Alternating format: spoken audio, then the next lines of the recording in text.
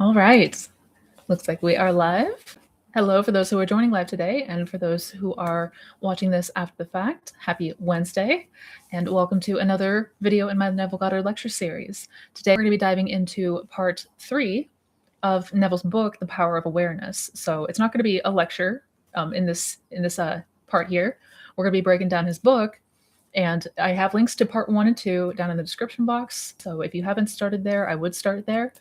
But I am excited to jump in. We have a lot of chapters to go over. Thankfully, the chapters are relatively short. But this book is, without question, my favorite of Neville's books. Of all 10 of his, it's the one that I recommend to people. This and Feeling is the Secret are the ones that I recommend to people because it really does a fantastic job of breaking down the essentials of what we need to know and understand about consciousness, about imagination, and about how you create your reality, or I should even say how we select our reality, because today we're going to start on chapter 10, which is titled Creation, and it's going to go delve in a little bit about creation being finished. So without further ado, I'm going to go ahead and share the screen and read from it, and I will be highlighting the important points and takeaways, so going back and forth, toggling a bit. But if you want to read along, I've also left the transcript, the link to the transcript down in the description box below. So let's go ahead and jump on in. All right. Chapter 10, Creation.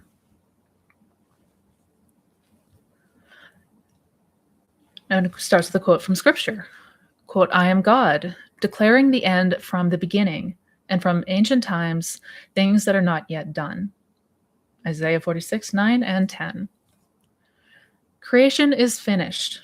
Creativeness is only a deeper receptiveness for the entire contents of all time and all space, while experienced in a time sequence, actually coexist in an infinite and eternal now. In other words, all that you ever have been or ever will be, in fact, all that mankind ever was or ever will be, exists now. This is what it is meant by creation. And the statement that creation is finished means nothing is ever to be created. It is only to be manifested. What is called creativeness is only becoming aware of what already is. You simply become aware of increasing portions of that which already exists. The fact that you can never be anything that you are not already, or experience anything not already existing, explains the experience of having an acute feeling of having heard before what is being said, or having met before the person being met for the first time, or having seen before a place or thing being seen for the first time. The whole of creation exists in you, and it is your destiny to become increasingly aware of its infinite wonders and to experience ever greater and grander portions of it. Oof, starting off with a bang. A few things that I want to note and go over. And it's really important to understand. If you've been in the Neville community, if you've been studying the law of assumption, you've likely heard the term before that creation is finished. And this is a difficult concept for us to wrap our minds around, our limited human thinking minds. But this is what we have to come to accept. This is why circumstances never matter. When we say circumstances don't matter and that you can literally manifest anything, it is because creation is finished. That means everything that you can conceive of, everything that was, everything that is, everything that will be, all possibilities, all scenarios, all potential outcomes, every version of every person already exists in the eternal now. And we experience as humans this time sequence. We experience this series of events in a time sequence, but in actuality, everything is already in existence right now. So we're not even creating anything. We're effectively selecting the state. So we're selecting what portions of creation to experience. That's all we are ever doing, consciously or not consciously. It is an incredible thing to really dive into. It's an incredible thing when we start to really accept this premise.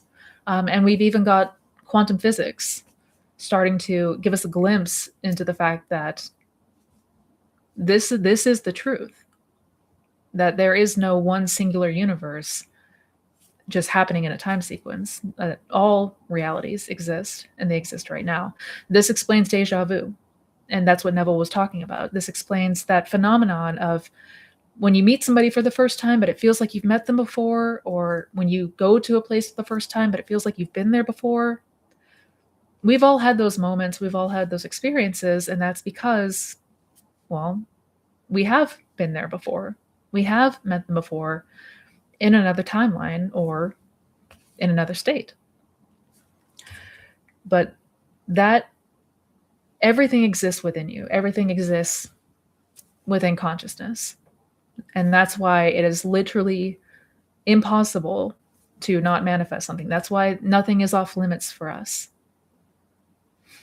And it is, in fact, the whole reason that we are here as humans, the reason that we're here is to become increasingly more aware of these greater and grander experiences and greater and grander portions of creation.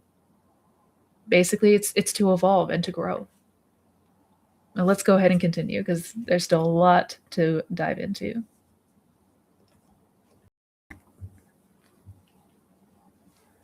If creation is finished and all events are taking place now, the question that springs naturally to the mind is, what determines your time track? That is, what determines the events which you encounter? And the answer is your concept of yourself. It all comes back to self-concept, always. Concepts determine the route that attention follows. Here is a good test to prove this fact. Assume the feeling of your wish fulfilled and observe the route that your attention follows. You will observe that as long as you remain faithful to your assumption, so long will your attention be confronted with images clearly related to that assumption. So your self-concept determines everything, essentially. Your self-concept, it determines the time that things take. It determines the events that you experience. It determines the people that you encounter and the versions of them that you encounter. All of it comes down to self-concept. And it determines the route that our attention follows. Basically, what that means is that depending on your self-concept, depending on the beliefs and assumptions you hold, that's going to be where your mind naturally goes to without trying. Neville goes on. For example, if you assume that you have a wonderful business, you will notice how, in your imagination, your attention is focused on incident after incident relating to that assumption. Friends congratulate you, tell you how lucky you are. Others are envious and critical. From there, your attention goes to larger offices, bigger bank balances, and many other similarly related events. Persistence in this assumption will result in actually experiencing, in fact, that which you assumed. The same is true regarding any concept. If your concept of yourself is that you are a failure, you would encounter in your imagination a whole series of incidents in conformance to that concept.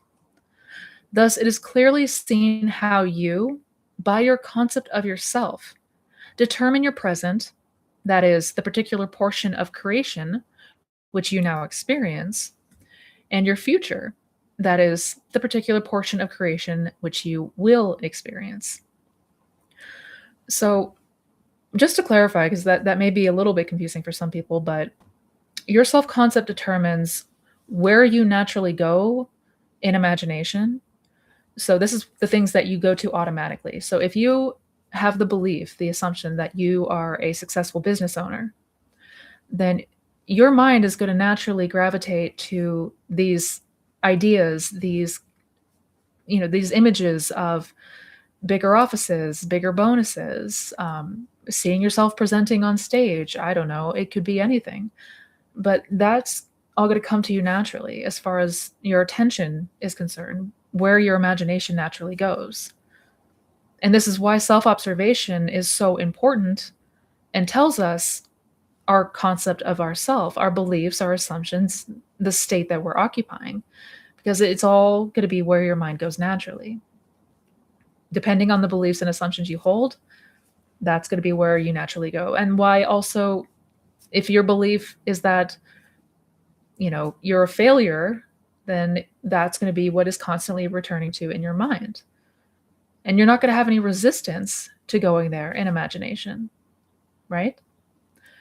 So everything comes back down to self-concept. That is really, by unconsciously, where we're going to naturally gravitate to as far as these portions of creation. So we're constantly selecting these portions of creation based on our self-concept, and we're doing it unconsciously. That's what we mean by you're manifesting all the time. You're unconsciously selecting these portions of creation based on what you believe and assume to be true.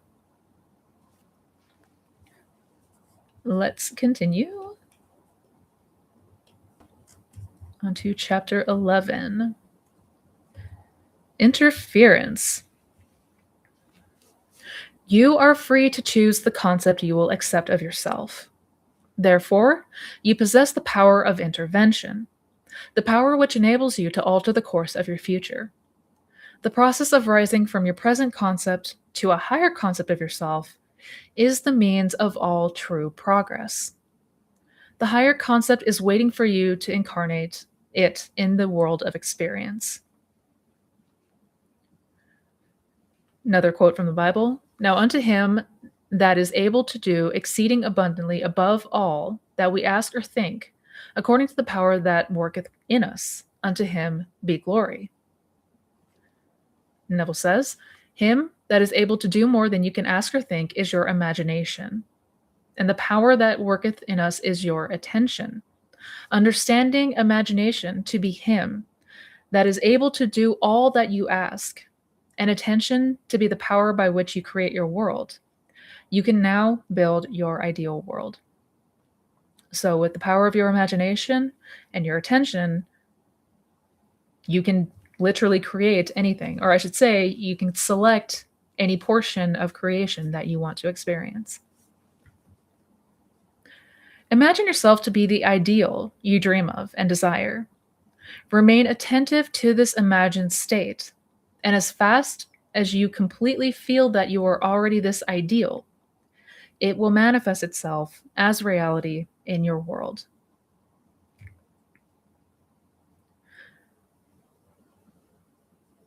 The he in the first of these quotations is your imagination. As previously explained, there is only one substance. This substance is consciousness. It is your imagination which forms this substance into concepts, which concepts are then manifested as conditions, circumstances, and physical objects. Thus, imagination made your world. This supreme truth, with but few exceptions, man is not conscious of. And that is the whole truth. Everything, the only substance that exists is consciousness. That consciousness is what turns it what forms this substance into concepts or ideas and beliefs and assumptions, which then are manifested as conditions and circumstances and all the material things of the physical world. But it's all stemming from consciousness. All things are the product of it's all just the content of your consciousness, everything you experience. The mystery, Christ in you, referred to in the second quotation, is your imagination, by which your world is molded. The hope of glory is your awareness of the ability to rise perpetually to your higher levels. Christ is not found in history, nor in external forms. You find Christ only when you become aware of the fact that your imagination is the only redemptive power. When this is discovered, the towers of dogma will have heard the trumpets of truth, and like the walls of Jericho, crumble to dust. Another quote from the Bible. But essentially, what this chapter is really breaking down, and again, the chapters in this book are very short, but what it is saying here is that we have the power of intervention. We have the power of interception. That means we are never at the mercy of anything external. We're never at the mercy of our ego self. We're never at the mercy of anything, because it's your imagination that holds the power. That is your redemptive power. That is your ability to feel and experience other parts of creation, other portions of creation. And it's all felt internally. And thus, whatever is accepted and felt internally will then have to be expressed externally. That is the law. But just an important reminder that nothing is impossible to you. And no matter what it appears on the outside, even if it appears a failure, you always have the ability to change course. You always have the power of intervention. Always. Chapter 12, subjective control. And this is an important chapter. And I'm definitely going to highlight a few things in this chapter. Your imagination is able to do all that you are asked in proportion to the degree of your attention. All progress, all fulfillment of desire depend upon the control and concentration of your attention. Attention may be either attracted from without or directed from within. Attention is attracted from without when you are consciously occupied with the external impressions of the immediate present. The very lines of this page are attracting your attention from without. Your attention is directed from within when you deliberately choose what you will be preoccupied with mentally. It is obvious that, in the objective world, your attention is not only attracted by, but is constantly directed to external impressions. But your control in the subjective state is almost non-existent. For in this state, attention is usually the servant and not the master, the passenger and not the navigator of your world. There is an enormous difference between attention directed objectively and attention directed subjectively. And the capacity to change your future depends on the latter. So there's a lot I want to break down there really quick, because this is super important. We live in a day and age of shorter and shorter attention spans. And I genuinely believe this is why people find it more difficult nowadays to apply these teachings than back when Neville was teaching this, back in the 50s and 60s when he was giving lectures, because our attention spans are becoming increasingly non-existent. Whereas back in the mid-century, people could sit and imagine for 20 minutes, 30 minutes, an hour. People could sit for a 2-hour movie. People wouldn't be getting distracted every 10 minutes. These are things that we have to contend with today. And also something that we need to be very mindful of. Now, that doesn't mean that you need to get rid of your social media accounts and all of that, but attention is everything, because it's all in where we are directing our attention, what we are giving focus and attention to. That's going to determine what is outpictured and what manifests. And we can either give our attention to the things on the outside, and we can direct it from the external impressions and the external events, or we can learn to direct it from within. And that means be deliberate with what we choose to be preoccupied with mentally, what we choose to give real estate to in our mind. So we can be very, very deliberate in that regard. The problem is, for most people, as Neville said, we are not very good at the subjective or internal control of our attention. Most of it is directed out here. And that's where we have a lot of struggle. In the subjective state, or in imagination, our attention is almost non-existent. That means our mind is constantly going all over the place. Our mind is bouncing everywhere. And it feels more like we're the servant and not the master. It feels like we're in the passenger seat and not the one in the driver's wheel. It feels like we're not the ones in control when it comes to our internal attention, where we're directing our attention mentally. And that's what we want to practice. We want to practice with every day, making sure that we practice shutting out the 3D, shutting everything out, turning off the physical senses, and just bringing your attention and focus within. Let's continue. Neville goes on to say just that, actually.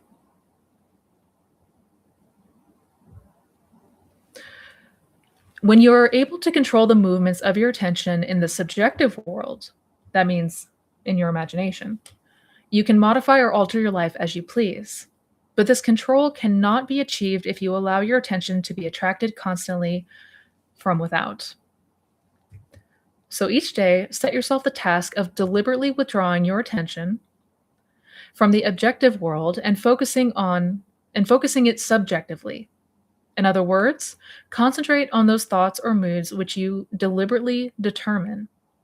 Then those things that now restrict you will fade and drop away. The day you achieve control of the movements of your attention in the subjective world, you are master of your fate. You will no longer accept the dominance of outside conditions or circumstances.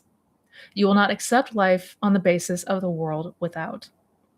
Having achieved control of the movements of your attention, and having discovered the mystery hid up from the ages, that Christ in you is your imagination, you will assert the supremacy of imagination and put all things in subjection to it.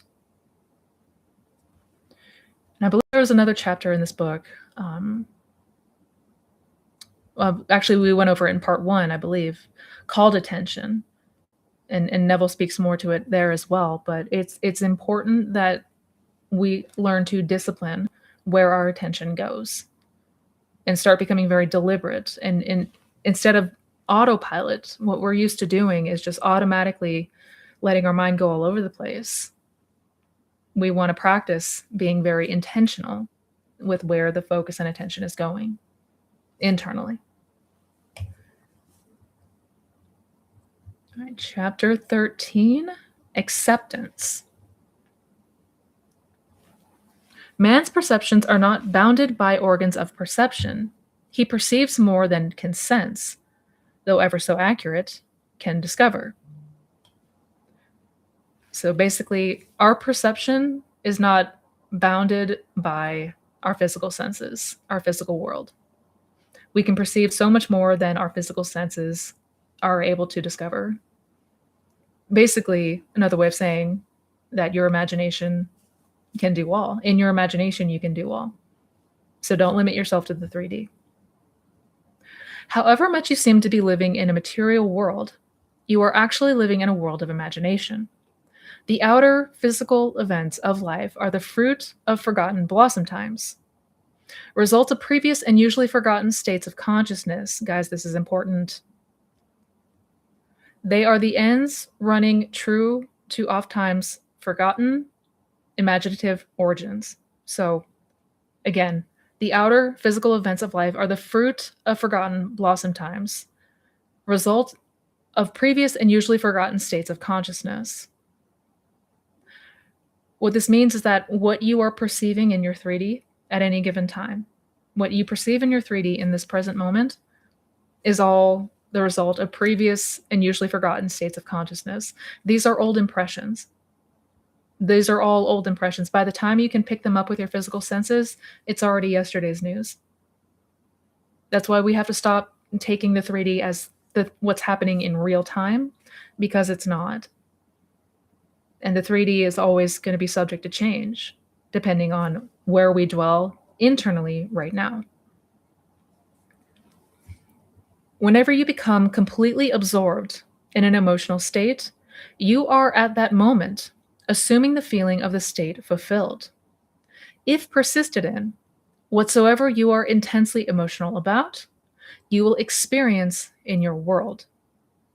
These periods of absorption, of concentrated attention, are the beginnings of the things you harvest. It is in such moments that you are exercising your creative power, the only creative power there is. At the end of these periods or moments of absorption, You speed from these imaginative states, or where you have been physically, to where you were physically an instant ago. In these periods, the imagined state is so real that when you return to the objective world and find that it is not the same as the imagined state, it is an actual shock. You have seen something in imagination with such vividness that you now wonder whether the evidence of your senses can now be believed. And, like Keats, you ask, was it a vision or a waking dream? Fled, is that music? Do I wake or sleep? This shock reverses your time sense. By this is meant that instead of your experience resulting from your past, it now becomes the result of being in imagination where you have not yet been physically. In effect, this moves you across a bridge of incident to the physical realization of your imagined state. So, what Neville is saying here, as much as it appears that we're living in a material world, a world that is physical, we're living in a world of imagination. That's what we mean when we say that imagination is the true reality. That is the only reality. The outer physical events are just the byproduct of where we were dwelling moments ago. And oftentimes we forget or we don't make these connections between the internal world and the external world. And whenever we become completely absorbed in a state, so whenever we get completely lost in the imaginal act, whenever we get ourselves so wrapped up that we are no longer aware of our surroundings, we are at that moment assuming the feeling of the state fulfilled. And if persisted in, whatever it is that we are intensely feeling, you will experience in your world. So it's concentrated attention once again. There's that word, attention. And we've all had these experiences naturally. We've all had these experiences. A lot of times, unfortunately, it's for things that we don't want, but we have had times and moments where we've been so lost in a desire, in something that we desire to experience. We get so wrapped up in it, not even realizing what we're doing, and then we see it come to pass. And in these moments, this is where we're exercising our creative power. And that is what ultimately determines what will be our picture for you.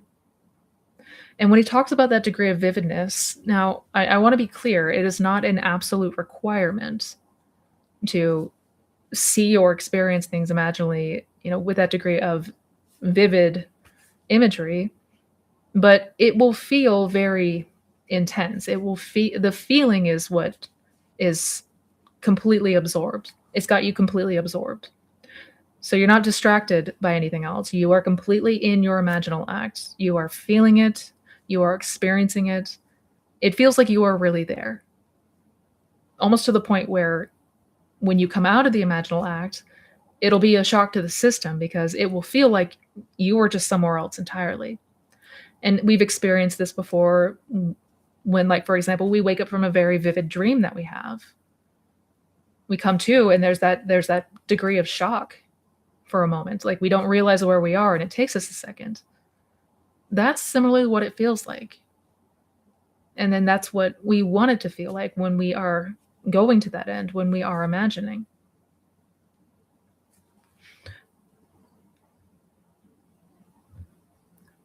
Let me see, where was the spot?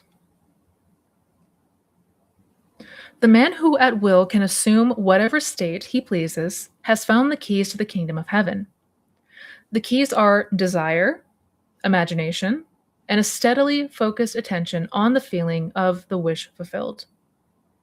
Those three things: desire, imagination, steady attention on the feeling of the wish fulfilled. To such a man, any undesirable objective fact is no longer a reality, and the ardent wish no longer a dream. The windows of heaven may not be opened and the treasures seized by a strong will, but they open of themselves and present their treasures as a free gift, a gift that comes when absorption reaches such a degree that it results in a feeling of complete acceptance. So, when you can get so lost in your imaginal act, you get yourself so wrapped up in it, you are so absorbed in this imaginal act, that results in the feeling of complete acceptance. That results in a feeling of complete satisfaction. What was once a desire now feels satisfied, because we were completely absorbed in that act. It feels like that's what really happened. The passage from your present state to the feeling of your wish fulfilled is not across a gap. There is continuity between the so-called real and unreal. To cross from one state to the other, you simply extend your feelers, trust your touch, and enter fully into the spirit of what you are doing.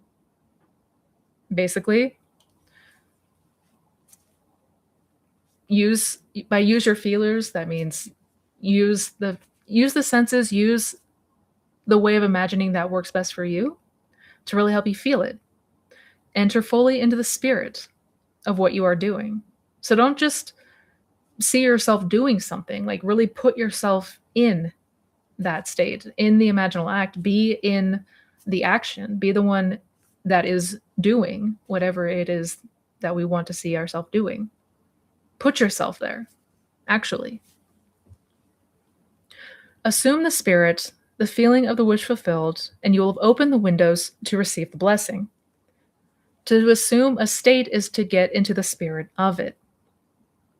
Your triumphs will be a surprise only to those who did not know your hidden passage from the state of longing to the assumption of the wish fulfilled. The Lord of hosts will not respond to your wish until you have assumed the feeling of already being what you want to be. For acceptance is the channel of his action. Acceptance is the Lord of hosts in action. So basically, what Neville's saying here is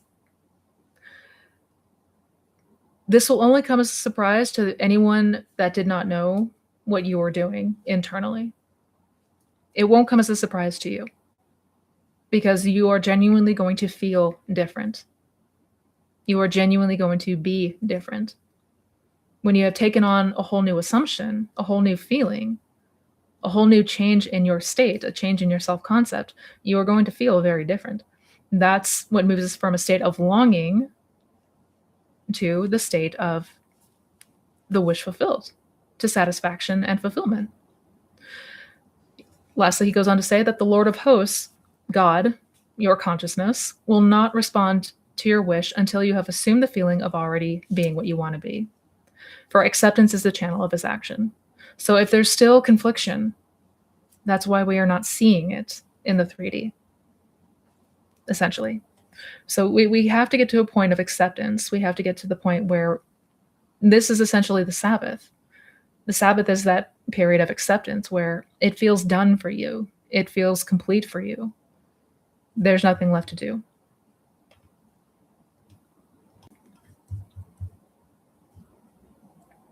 The effortless way. This is another important chapter. Very important chapter. The principle of least action governs everything in physics, from the path of a planet to the path of a pulse of light. Least action is the minimum of energy multiplied by the minimum of time. Therefore, in moving from your present state to the state desired, you must use the minimum of energy and take the shortest possible time. Your journey from one state of consciousness to another is a psychological one. So to make the journey, you must employ the physiological equivalent of least action, and the psychological equivalent is mere assumption. Do less, is what Neville's saying. The day you fully realize the power of assumption, you will discover that it works in complete conformity with this principle. It works by means of attention minus effort.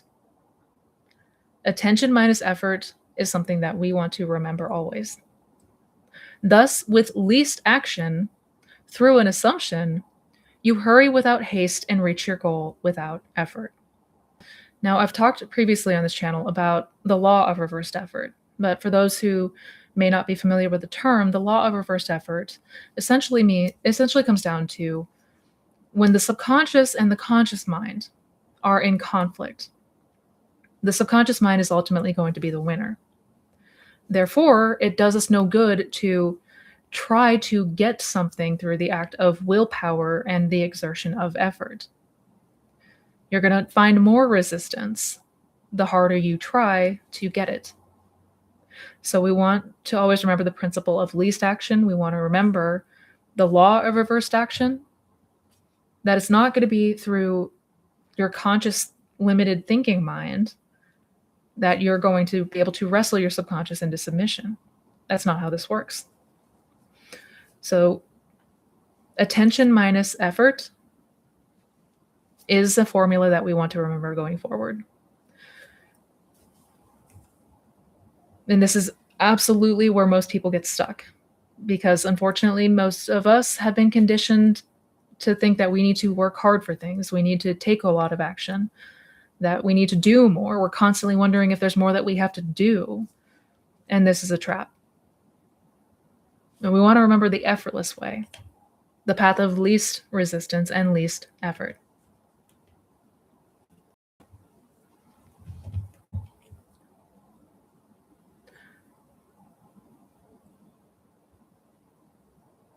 Because creation is finished, what you desire already exists.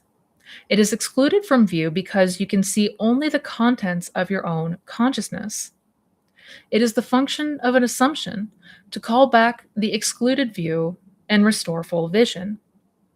It is not the world, but your assumptions that change. It is not the world that changes, but your assumptions that change. That's what determines what comes into your world. That's what determines what you experience, because you can only experience and view the contents of your own consciousness, but it already exists. It's already in existence. And it's the function of assumption to call back the excluded view and restore full vision. So basically, assumption is what brings these things forward that are not seen currently. It's your assumptions that change, hence the law of assumption. An assumption brings the invisible into sight. It is nothing more nor less than seeing with the eye of God, i.e., imagination. For the Lord seeth not as a man seeth, for man looketh on the outward appearance, but the Lord looketh in the heart. 1 Samuel. The heart is the primary organ of sense, hence the first cause of experience. When you look on the heart, you are looking at your assumptions. Assumptions determine your experience. Write this down as many times as we need until it is drilled in our mind. Assumptions determine your experience, always. Watch your assumptions with all diligence, for out of it are the issues of life. Assumptions have the power of objective realization. Every event in the visible world is the result of an assumption or idea in the unseen world. The present moment is all important, for it is only in the present moment that our assumptions can be controlled. The future must become the present in your mind if you would wisely operate the law of assumption.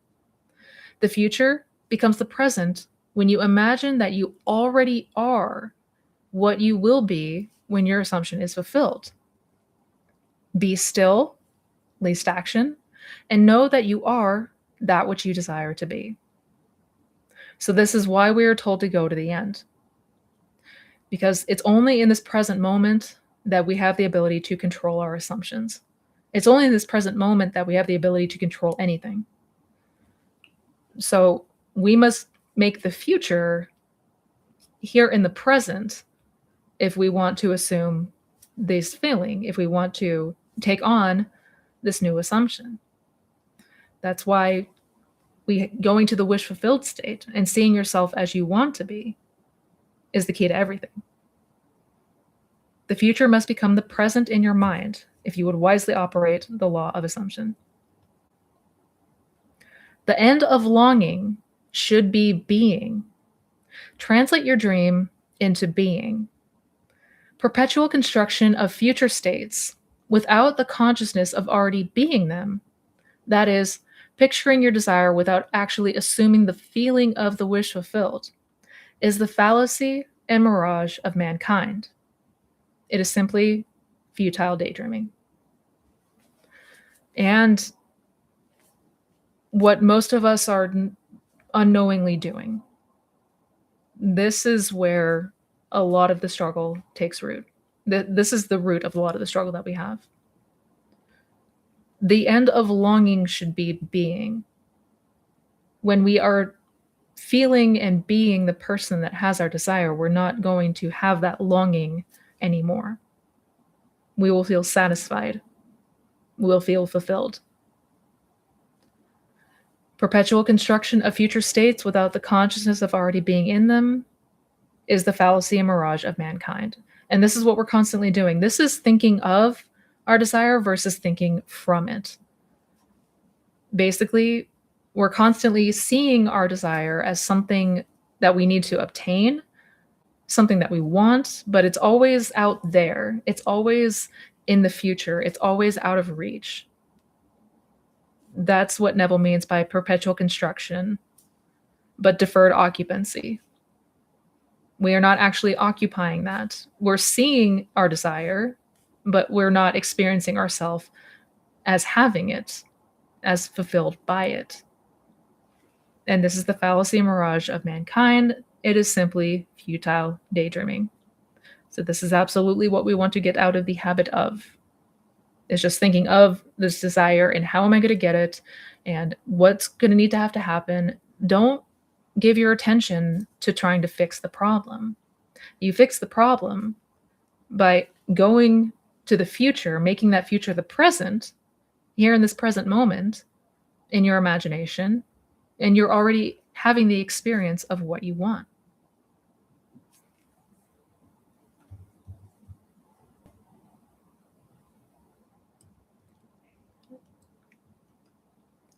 Chapter 15, The Crown of Mysteries. The assumption of the wish fulfilled is the ship that carries you over the unknown seas to the fulfillment of your dream. The assumption is everything. Realization is subconscious and effortless. Basically, once you have assumed it, the manifestation of it, the realizing of your desires, is subconscious and effortless. So you won't have anything to do. There's nothing to do other than change the assumption around what it is you desire. Act on the assumption that you already possess that which you sought. As the Immaculate Conception is the foundation of the Christian mysteries, so the Assumption is their crown. Psychologically, the Immaculate Conception means the birth of an idea in your own consciousness, unaided by another. For instance, when you have a specific wish or hunger or longing, it is an Immaculate Conception in the sense that no physical person or thing planted it in your mind. It is self-conceived. Every man is the Mary of the Immaculate Conception, and birth to his idea must give. The Assumption is the crown of the mysteries because it is the highest use of consciousness. When in imagination, you assume the feeling of the wish fulfilled, you are mentally lifted up to a higher level. When, through your persistence, this assumption becomes actual fact, you automatically find yourself on a higher level in your objective world. Your assumption guides all your conscious and subconscious movements towards its suggestive end. So inevitably, that it actually dictates the events. The drama of life is a psychological one, and the whole of it is written and produced by your assumptions. Another thing to write down and take note. The drama of life is psychological, and the whole of it is written and produced by your assumptions. Learn the art of assumption, for only in this way can you create your own happiness. That is the most important thing that we can take away. Hence the law of assumption. Assumption is everything.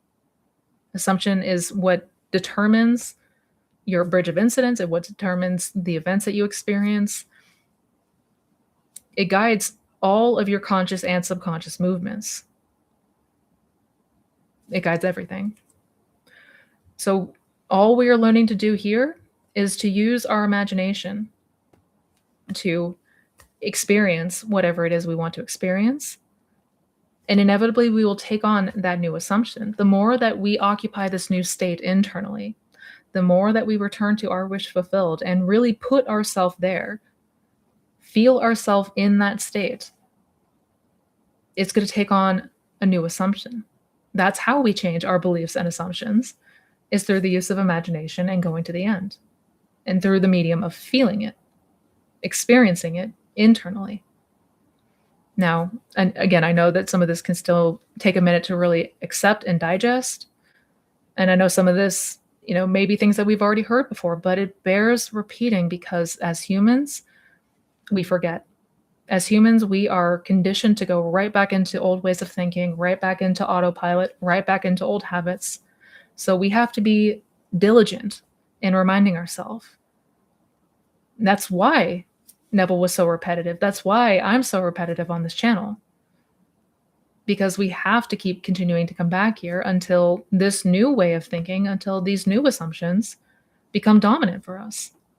Because once that happens, you're just going to start to act and think and react automatically from that new assumption. There's nothing else you have to do other than change your beliefs and your assumption. That's it. That is what carries us from where we are to ultimately where we want to be. And I am going to put a pin in it for today. This was part 3 of Neville's book, The Power of Awareness, chapters 10 through 15. Definitely will be continuing next week into part 4. I hope you guys did enjoy. I hope you took some good notes. I hope there were some good takeaways. We're getting into some really, really good chapters. My favorites are the ones at the end of the book. So definitely make sure to keep notifications on and keep eyes out for when we go live next. But do take care of yourself, guys. In the meantime, be well. Much love to each and every one of you. Mind your assumptions. Mind where your attention is going. Start to be very deliberate. Break that autopilot. Until next time, you guys. Bye.